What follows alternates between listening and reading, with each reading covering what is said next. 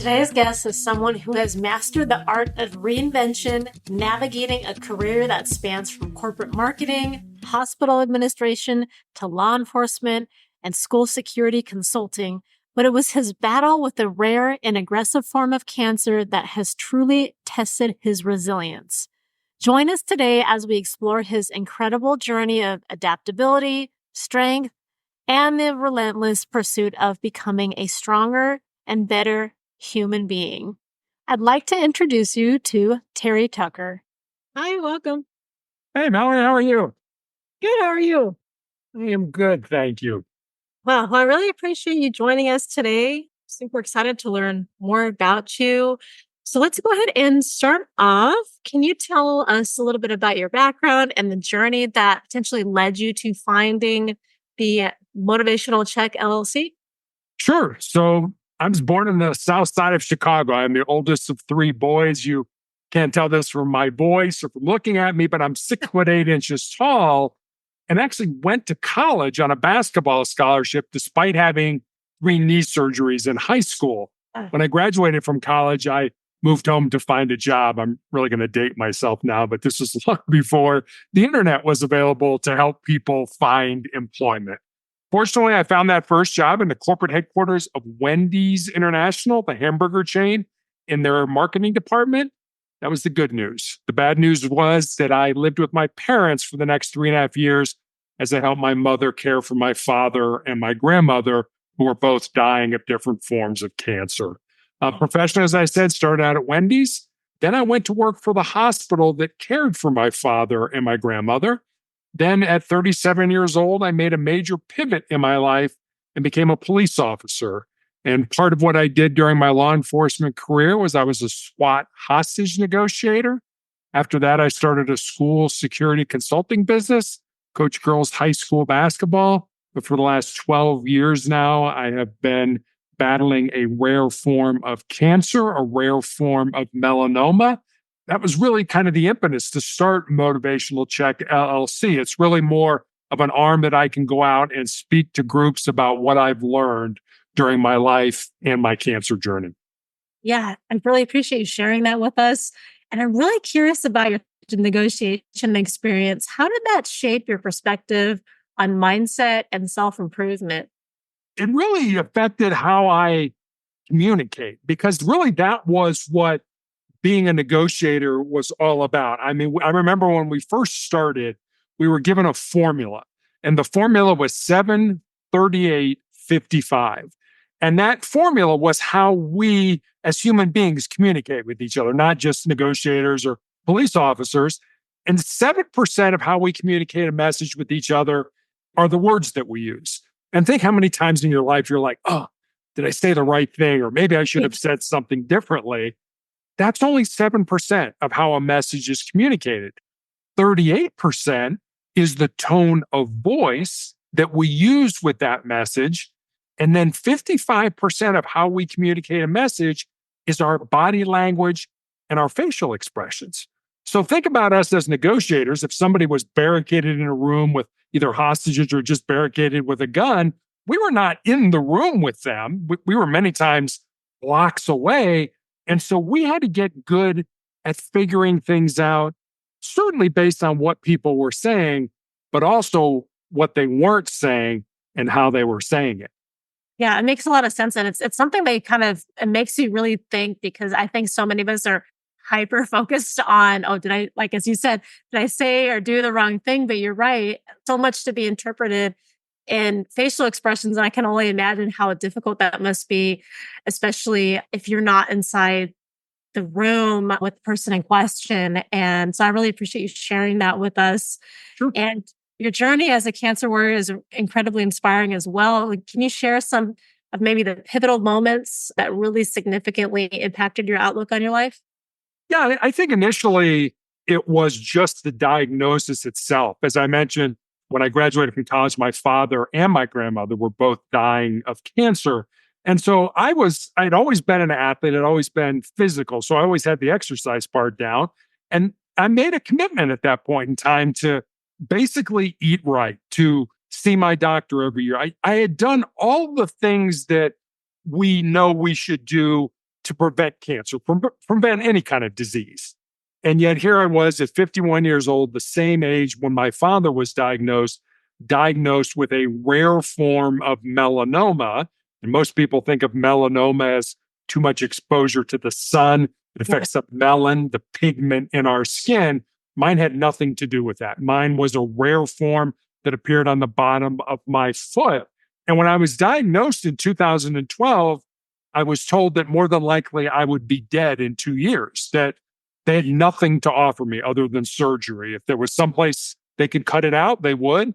Other than that, there were no treatments, no drugs, nothing they could offer me. And I thought, well, you gave me a death sentence.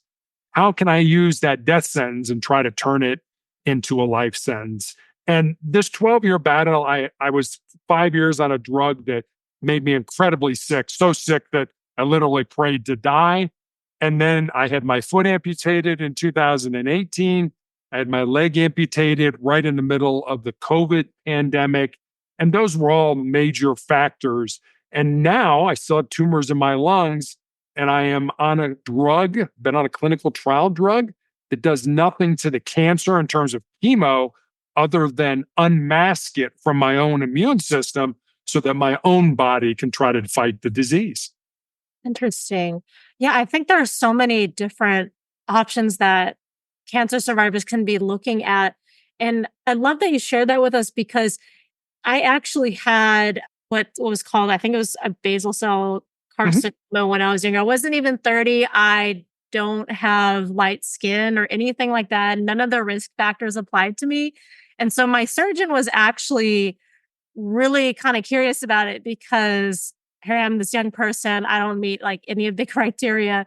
And what ended up happening is that I actually had this birthmark that had eventually turned cancerous. And it was a type of birthmark that was really uncommon, but in some small cases could potentially turn cancerous. Thankfully, they were able to remove it. But I think for me, like that is something that shifted a lot of my life perspective as well, because I'm like, well, if this was wrong with me, what else could potentially be wrong? And so it kind of really shifted my mindset kind of on life because like there's anything can happen to anyone. It's so unfortunate, but I think it's how like what we do with that information. And I love that you're sharing your journey with us. And I'm curious, how long have you had cancer? How long have you had this prognosis? 12 years. Oh, wow.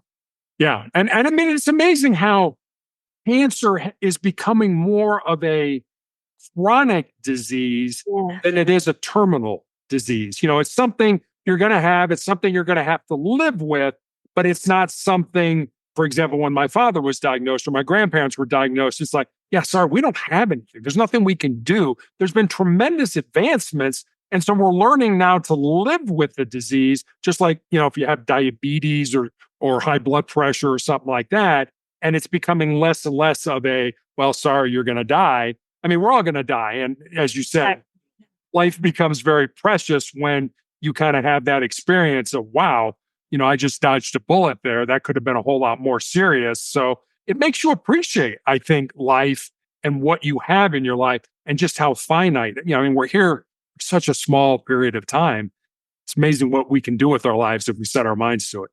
Yeah, absolutely. And I think that so many of us aren't aware of our own mortality until these types of things happen. And even though, as you're saying, like we're all essentially living, eventually we're going to die. And I think that is knowledge that so many of us, I think, in a way can kind of take for granted. Because in a way, like, even though like, okay, we know we're not going to live forever, we're not focused on the fact eventually we're all going to die. And so when we really hyper focus on that, I think that really causes the perspective to shift. Am I living in my life in a way that's authentic to me? And I'm really curious about your four truths. And one of them is about controlling your mind. Can you maybe explain some of the strategies or techniques that you utilize to achieve this? Yeah, controlling your mind. I've got these four truths and they're one sentence each. And I used to think that they were all equal, but I think you just hit upon the one that I think is the most important. It's control your mind or your mind is going to control you. I mean, it seems really simple. It's like, well, of course I control my mind. The Cleveland Clinic has done all kinds of research on on the brain and the mind. And they estimate that on any given day, we have about 60 to 70,000 thoughts that pass through our mind, 95% of which are the same thoughts from either the day before or sometime in the past, which means on any given day, we have about 3,500 new thoughts that basically populate our mind. And our minds operate at a speed of about 1,000 words a minute. Now, I took typing when I was in high school. That's how old I am. But when I took typing, if you could type 40 words a minute, you were good. You could get an A in the class. 1,000 words a minute. Think about how fast things move through your mind. Given all that, our minds can still only hold one thought at a time. Why would you want to make that a negative thought? And I think the problem with most of us, and I know I have been guilty of this throughout my life, is that we think with our fears and our insecurities instead of using our minds. And I know I've done that. I've wanted to start something or get involved in a project, and you sort of pull back and it's, oh, wait a minute. Maybe I'm not smart enough, or maybe I don't have enough information, or what will happen if I fail? What will people say about me? That's thinking with our fears and our insecurities. That's not thinking with our minds. So what I always tell people is that if you get to a point, especially when I talk to young people, if there's something in your soul that you believe you are supposed to do, but it scares you, go ahead and do it. Because at the end of your life, the things you're going to regret are not going to be the things you did. They're going to be the things you didn't do. And let me end with this story. When I was in college, I went to a military college called the Citadel in South Carolina. And one year we had a president who was a retired vice admiral in the Navy.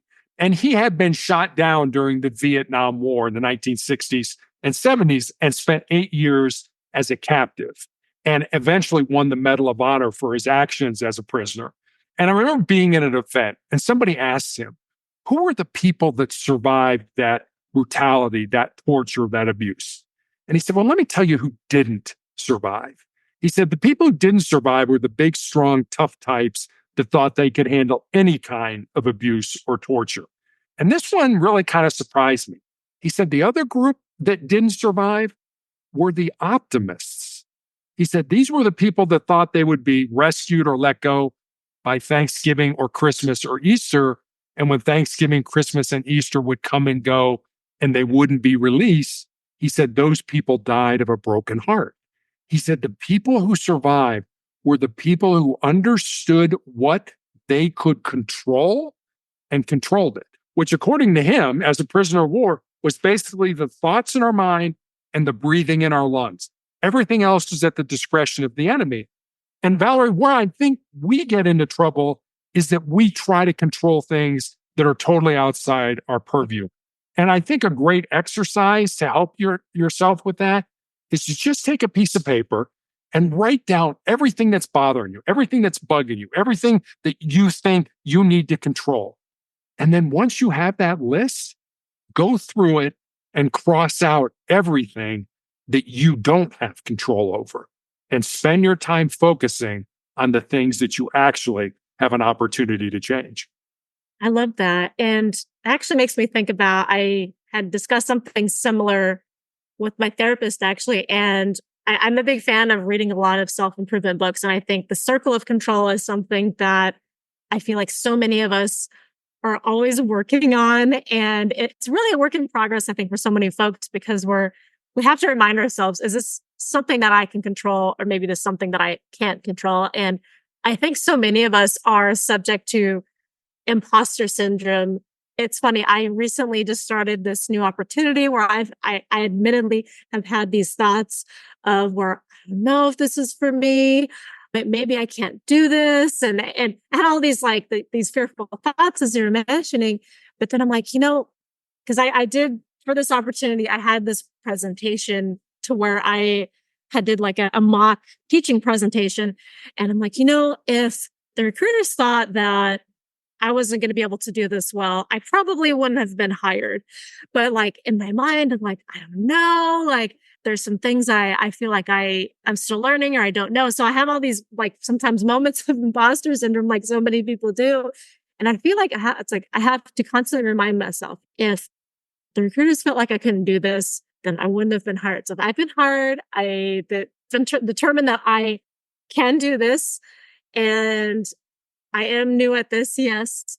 And so sometimes when I'm in the midst of it, I will think to myself, I'm like, okay, what's the worst thing that could go wrong if I make a mistake? Like, what's the worst thing that can go wrong? It's embarrassing, sure. What's the worst thing that could really happen? I think it's like, for me, it's like, okay, oh my gosh, like that feeling that I'm getting, oh, I feel so embarrassed. I feel like I'm not coming across as knowledgeable.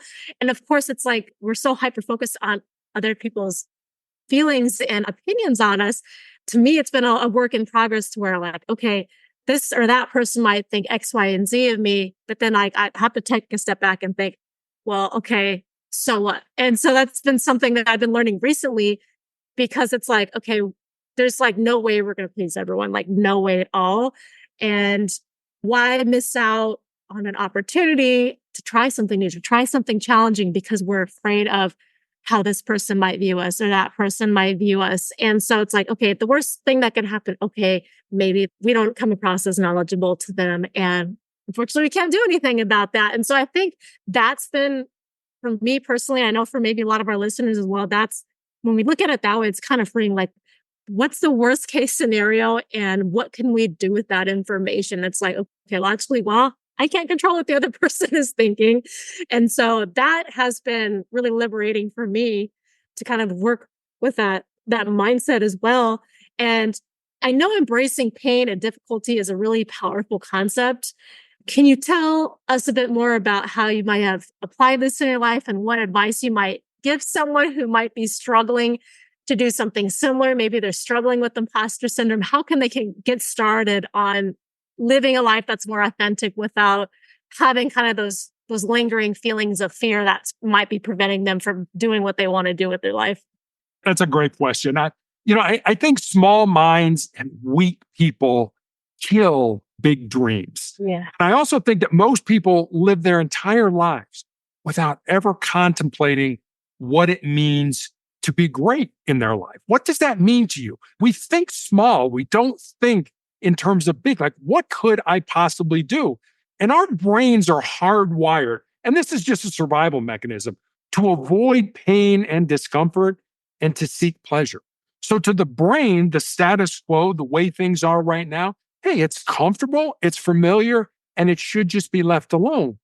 Problem with that is the only way we're going to grow, the only way we're going to improve, the only way we're going to get better is if we step outside those comfort zones and do things that make us uncomfortable. I mentioned I was a high school basketball coach, and I used to tell my players constantly that they needed to learn to be comfortable with being uncomfortable. We're all going to experience pain in our lives. And it doesn't have to be cancer pain or even any kind of an illness. It could be as, simple as breaking up with our boyfriend or our girlfriend, or the plane we're leaving on to go on vacation, the flight gets canceled, or someone else at work gets the promotion that we believe we deserve. Pain is inevitable. Suffering is optional.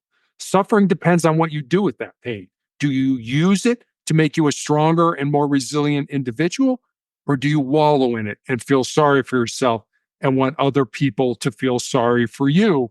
One of our greatest writers, Ernest Hemingway, once had a quote in a book called Farewell to Arms, where he said, "Life breaks everyone.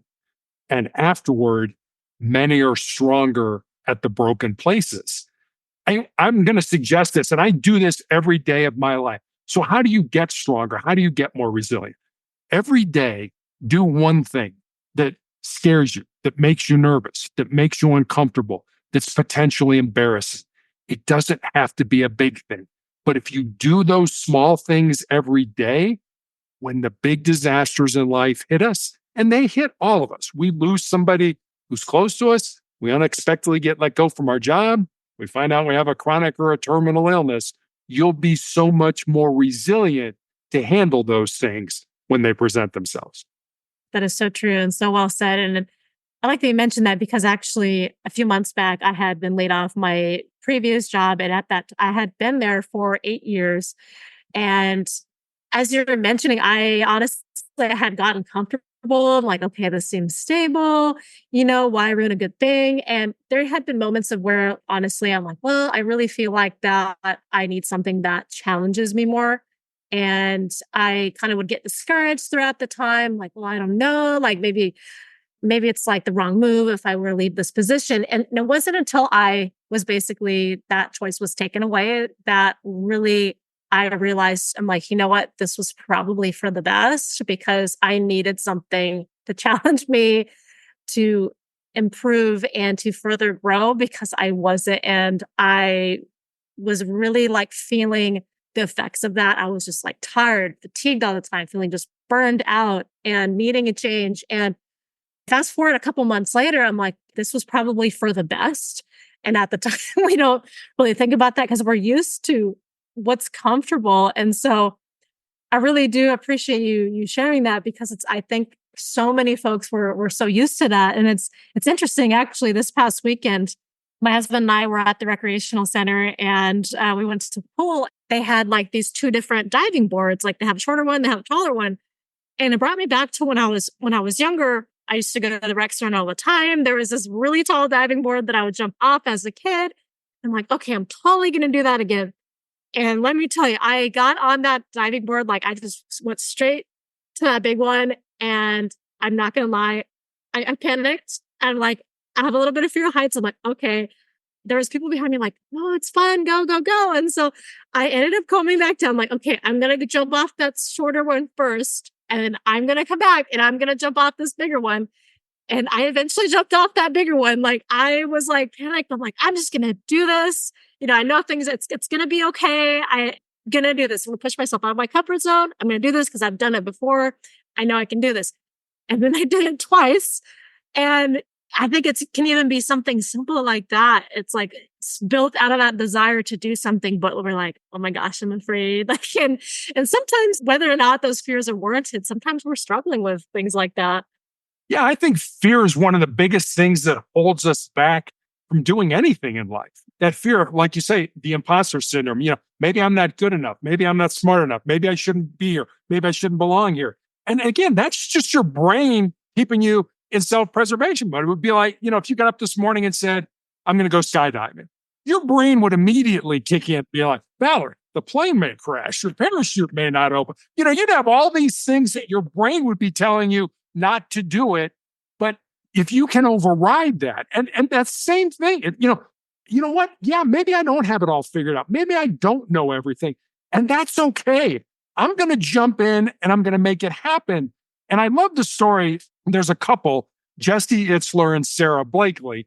Now, Jesse Itzler used to be part owner of the Atlanta Hawks in the National Basketball Association, and he's married to Sarah Blakely. And Sarah Blakely is the founder of the women's undergarment company called Spanx, which is a multi-million, if not billion-dollar company. And Itzler tells the story that when she started that company, she had one prototype and $5,000. She had been a door-to-door, now wait for it, fax salesperson. Now, we don't even use faxes for that much, anymore, but that's what she'd done. And she was going to start this company. And the point he makes is, if she would have waited until everything was perfect, until she knew about marketing and knew about financing and knew about distribution and knew about production, he said, I guarantee you somebody else would have come up with that idea and run with it. So he encourages people to, wherever you are, even if you don't have it all figured out, just jump in. Jump in and figure it out as you go along. Because what you'll realize about life is life doesn't start when you get to the top of the mountain or the end of the rainbow. Life is all that journey in between starting and getting to the end of the rainbow or the top of the mountain. That's where life is. That's where you learn. That's where you grow. Yeah, and I love that because it's kind of like it brings back to the homage. It's not about the destination, it's about the journey. And you're so right. And kind of thinking about that, can you share a story where your mindset really made a difference in maybe a critical moment? Maybe was during your time in basketball or as a hostage negotiator, or maybe in your health journey. Was there a story where your mindset had really made a pivotal difference? Yeah, there's been several. I mean, the one that comes to mind when you ask that question is I had been placed on a drug called interferon. And I was taking a weekly injection of this drug, and it gave me severe flu-like symptoms for 2 to 3 days every week after each injection. And I took those weekly injections for almost 5 years. And at the end of that period, I was in the emergency room at least once a month as the drug was becoming more and more toxic to my body. And I remember one time just laying there, and I had tears rolling down my cheeks. My wife was there, and I looked at her and I'm like, just let me go. Just let me die. Like she had any control over it, I mean, but she was the person who was there, who was closest to me. And this is like, I just want to go. I just want to be done with this. I want to be, I'm sick of the pain. I'm sick of being sick all the time. I just want this to be over. And I remembered back, we have a friend who actually works with my wife. We're very close with the couple. And he's a former Navy SEAL, some of the toughest men in the world. And the SEALs talk about what they call their 40% rule, which basically says, if you're done, if you're at the end of your rope, if you don't think you can go on, you're only at 40% of your maximum. And you have another 60% left to give to yourself. And his name's Jonathan. Jonathan and I have talked about this on several occasions. And when I was in that point, when I was literally at the lowest point in my health journey to that point, wanting to die, I remembered those discussions. I remembered, I don't care how bad you're hurting, Terry. I don't care how much you're suffering. Use that, because you're only at 40% of your maximum. You still have a 60% reserve left to give to yourself. Do that, use that. And somehow I was able to survive that. Yeah, absolutely. That's amazing. Can you tell us about some of the success stories or transformations that you might have witnessed through your work with Motivational Check as well? Yeah, I mean, I think a lot of times, and going back to what you were talking about, sort of that, do I belong here? Is this something I should be doing? Am I on the right path? Everybody's story matters, and everybody has a story. Yeah. And I'm going to tell you a story about that. So when I was initially started being treated for the tumors I had in my lungs, it's about 3 years ago, there was a very young nurse. She was about 25 years old. She was already a nurse, but she was learning how to do things on the unit where I was treated. And about, I don't know, 6 months later or so, she was taking care of me by herself. And she came in and she said, Terry, I've got a story I want to tell you, but I'm a little uncomfortable telling it to you. And Valerie, I didn't know how to respond to that. I was kind of like, well, it sounds like I might enjoy hearing it. I hope you decide you want to tell me. So for the next couple hours, she's in and out, and finally comes in and sits down. And she says, all right, here's the story. She said, when I first met you, I was going to get out of nursing. I'd had a very good friend of mine die. I was in a really dark place. I talked to my family. I was going to quit nursing, and I was going to go to work for Amazon. And she said, and then I met you, and I saw what you go through. I see how you react. I have a terrible reaction to the medicine that I'm given. And she said, then I went back in your file and I read everything you've been through over these last 12 years. And she said, when I finished reading your story, I knew I was where I was supposed to be. Now, if she would have never told me that story, I would have had no idea that my life had had such a positive impact on her. I can promise your listeners who are listening to us today that no matter what you're going through, no matter how much you're dealing with, how much you're suffering, how much pain you're enduring, I guarantee you there are people out there watching the courage that you're displaying in handling the adversity that you're going through, and would give almost everything they have just to walk 5 minutes in your shoes. So don't think your life doesn't matter. Don't think anybody cares. Nobody cares about what's going on. People are watching you. People you don't even know are watching you. Understand that your life matters, and how you handle things is being watched by other people. That's so true. And I think we honestly underestimate how many people that are rooting for us that maybe we don't even realize, even if it's from afar. And it's interesting because I was talking with someone not too long ago who's going through a cancer journey as well, and about empathetic healthcare. And the story, as you were mentioning, is just so profound for so many medical professionals. And I think for so many people, leads them to want to continue to do that, the good work that they do. And kind of when we think about when we're in a place where we don't want to continue going, how do you keep yourself motivated on a day-to-day basis, especially on days where things might feel extra difficult? I don't want to come across as somebody who's Superman. I mean, there's no S on my chest. I do not fly around with a cape and have magical powers. I have those bad days. I have those days in treatment where I cry, where I get down, where I feel sorry for myself. I'll tell you another story. Back in the 1950s, there was a professor at Johns Hopkins University here in the United States that did a very simple, and hang with me when I start talking about this, very simple experiment with rats. He took rats and he put them in a tank of water that was over their head. And he wanted to see how long the average rat could tread water. And the average rat treaded water for about 15 minutes. And just as those rats were getting ready to sink and drown, he reached in, grabbed them, pulled them out, dried them off, and let them rest for a while. And then he took the exact same rats and he put them in that exact same tank of water again. And the second time around, on average, those rats treaded water for 60 hours. Now, think about that. The first time, 15 minutes. It's not like your business is going to fail or you're going to flunk a test. You're going to die. And the second time around, 60 hours, which taught me two things. Number one, the importance of hope in our lives. That if we know we're doing the right thing, maybe not today, maybe not this month, maybe not even this year, but at some point in time, more than likely, there's a good chance we're going to get to where we want to be. And the second thing it taught me was just how much more our physical bodies can handle than we ever thought they could. I mean, don't get me wrong. I think we all have a breaking point, but that breaking point is so much further down the road than we ever give ourselves credit for. We quit, we give up, we give in long before our bodies do, because it goes back to what we were talking about, controlling your mind, because your mind is telling you, this is uncomfortable, this hurts, I don't like this, stop doing this. And we listen to our mind. Think of it as a marathon and not a sprint, where marathon runners talk about hitting that wall, hitting that point where they don't think they can go on.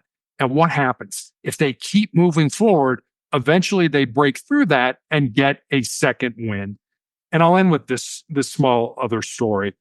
When I'm feeling like, hey, I feel terrible and it's all about me and look at me and woe is me, I'm looking inside. I'm looking at me.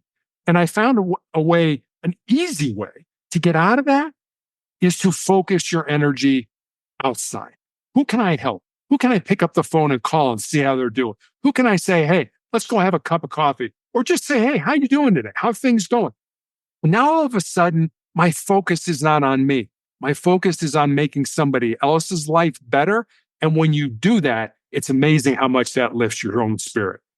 Oh my gosh, yes, that is so true. And I remember I had a similar discussion with another person who was on my podcast about something similar, about how that connection in life and just building those connections really can uplift us, especially if we're at a low point. And I can't tell you how many times that I have been at points where I'm like, I just want it to end. I want things just to be done. And like, I think so many people could probably relate to just feeling those points where like things are just hopeless. But then similarly, I've also had points to where more often than not, I'm just so glad to be alive. I'm so glad to be here. I'm so glad to be out in nature and experiencing this life. Like there's also that. So not to sound cliche, but I do feel like there is a light at the end of that tunnel, that even if there is something that we're dealing with in a deep, dark place, and even in the midst of that, I still feel like there are even little things that we can focus on that can bring joy in the midst of the thick of it, of the difficult things we might be going through.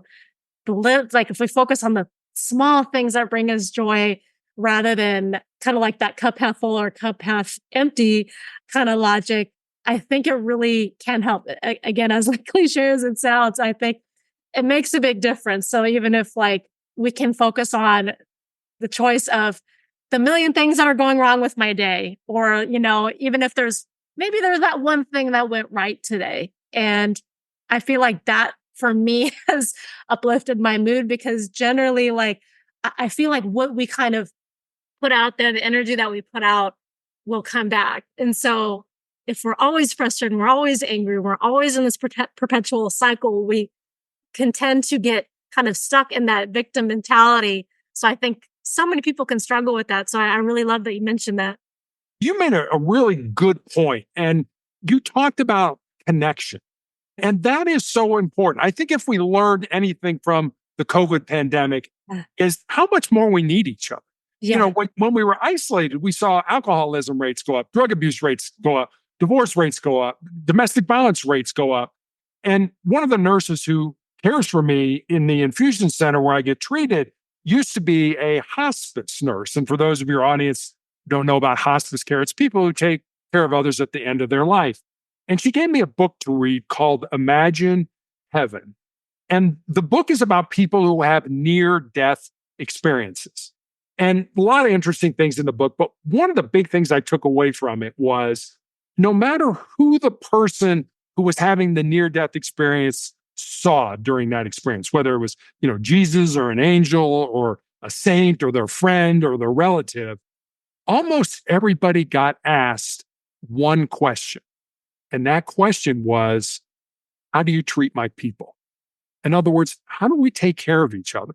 How do we connect with each other? How do we help each other? In today's society, it seems to be, it's all about me. It's my attitudes. Everything's my. And I think it's so important that we are better together.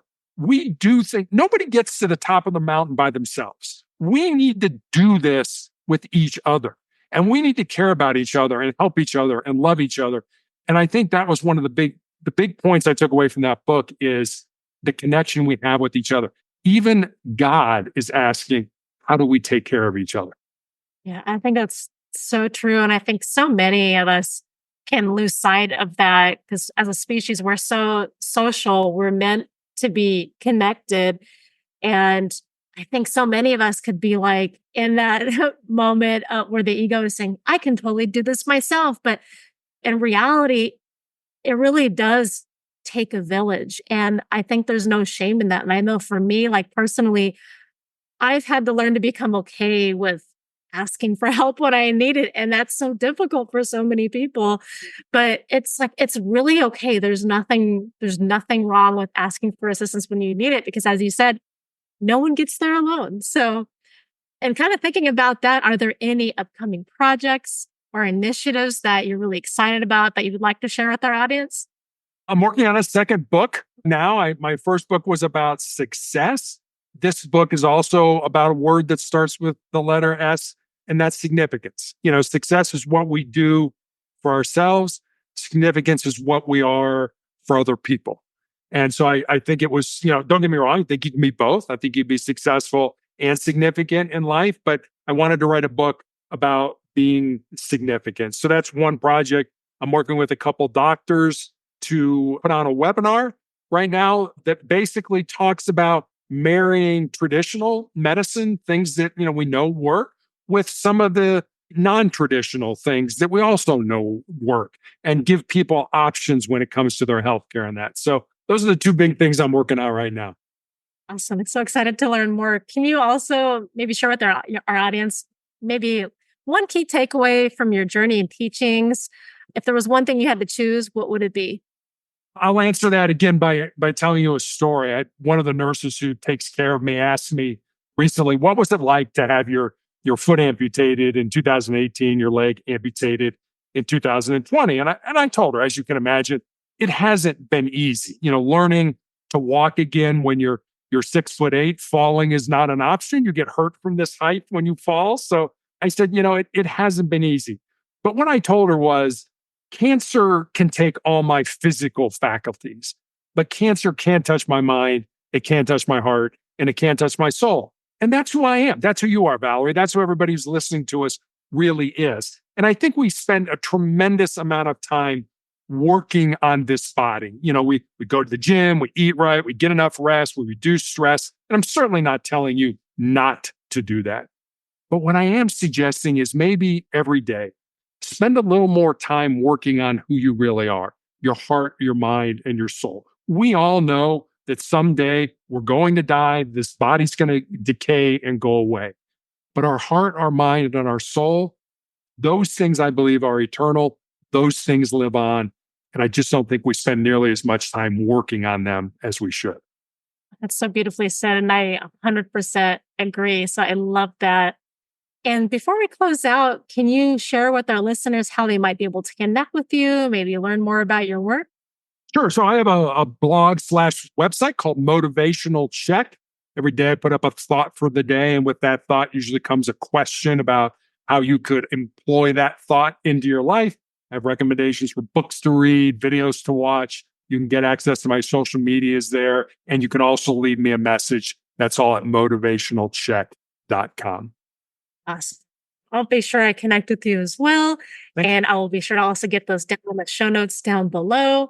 But it's been an absolute pleasure talking with you today and learning about your incredibly inspiring story and your journey. And I'm so excited for our listeners to hear it as well. Well, Valerie, thanks for having me on. I really enjoyed talking with you. Thank you. You as well. It's been a pleasure. Thank you.